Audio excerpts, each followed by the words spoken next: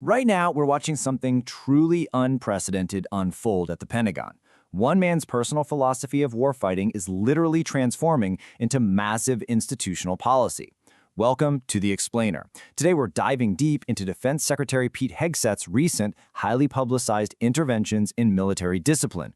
But we aren't just looking at a few isolated social media moments. We're going to see how these actions tie into a massive, systemic restructuring of the entire military legal system. This affects millions of service members, so let's jump right in.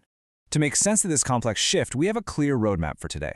We'll start with the helicopter flyby interventions, look at the backlash and the praise, review Hegseth's past military record, examine the overhaul of the legal system, and finally, discuss the future of military discipline. All right, part one, the helicopter flyby interventions. Things have moved incredibly fast over just a few short months. Back in March 2026, Apache attack helicopters were caught on video buzzing musician Kid Rock's house in Asheville. Then, somewhat quietly, in May, Hegseth ordered a broad review of the military legal system. Jump to July 4th, and another set of Apache helicopters flew super low over a crowded beach in South Carolina. What we're seeing here is a really clear pattern connecting individual disciplinary incidents to macro-level policy shifts. Now, the contrast between traditional military protocol and this new leadership style is absolutely stark. After that Kid Rock flyover, which, by the way, was part of a video roasting California Governor Gavin Newsom, the traditional U.S. Army response was totally by the book. They suspended the pilots and launched a formal investigation into the unauthorized, potentially unsafe flight. But Hegseth? He immediately overruled them publicly on social media, saying, "Suspensions lifted, no punishment, no investigation, carry on, patriots." And we saw that exact same friction play out just months later. During a July 4th air show in South Carolina, helicopters flew right over beachgoers. The South Carolina National Guard did what they usually do. They issued a routine, non-punitive administrative suspension while they reviewed the flight profile for safety. Once again, Hegseth stepped right in, tweeting, "We'll fix this. Carry on, patriots." The Pentagon later confirmed those suspensions were completely lifted. It really cements this specific carry on, patriots brand of leadership. Moving to part two, the backlash and the praise. Naturally, this has sparked a deeply polarized debate. Critics are definitely sounding the alarm.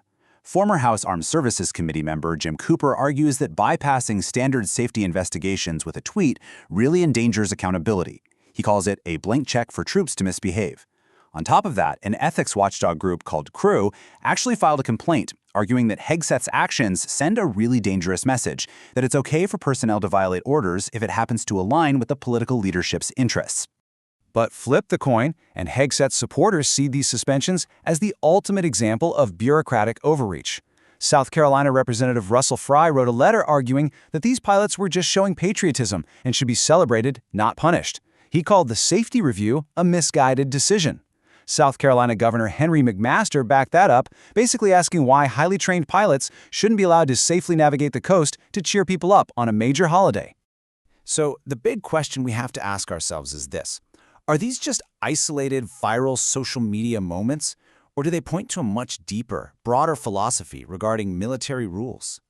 Well, to answer that, let's look at part three, Hegseth's past military record. Hegseth himself is an Army National Guard veteran with Bronze Stars from Iraq and Afghanistan, but his acknowledged past includes actions that traditionally violate the strict standards of the Uniform Code of Military Justice, or UCMJ. Divorce records show extramarital affairs while in uniform. He's faced questions about past drinking, and he paid his settlement regarding a 2017 sexual assault allegation, though he firmly denies any assault took place. The friction point here is that he now oversees over 2 million troops who could be court-martialed or dishonorably discharged for those exact same behaviors. But to really understand his view on military rules, we have to look at his time in combat. Back in 2005, in Iraq, Hegseth admittedly told his platoon to ignore a commander's directive regarding rules of engagement. He simply didn't want his men waiting for an enemy to raise a weapon before firing. He believes that overly cautious legal directives can actively hinder warfighters and cost American lives. His guiding principle is basically, if you see an enemy, engage before he's able to point his weapon at you and shoot.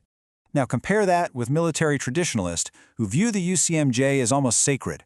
Former Defense Secretary Chuck Hagel emphasized that military leaders have to set an unimpeachable example to maintain good order and discipline. For veterans in this camp, the military isn't just about fighting, It's an institution that absolutely requires a higher standard of personal conduct than the civilian world to even function.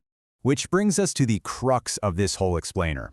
How does a leader who fundamentally believes current military rules are too restrictive actually translate that personal philosophy into systemic change across the entire Department of Defense? That takes us to part 4, overhauling the legal system. The structural shift happening right now is massive. Previously, the military legal system was overseen by the Military Justice Review Panel. This was a group of 13 independent experts set up in 2022 that reported directly to Congress. Well, Hegseth disbanded that panel last year. In its place, he created a new Special Review Board. We actually don't know who is on this board yet, other than it being led by DoD General Counsel Earl Matthews. But here is the kicker. This new board bypasses Congress entirely. It reports directly to Pete Hegseth.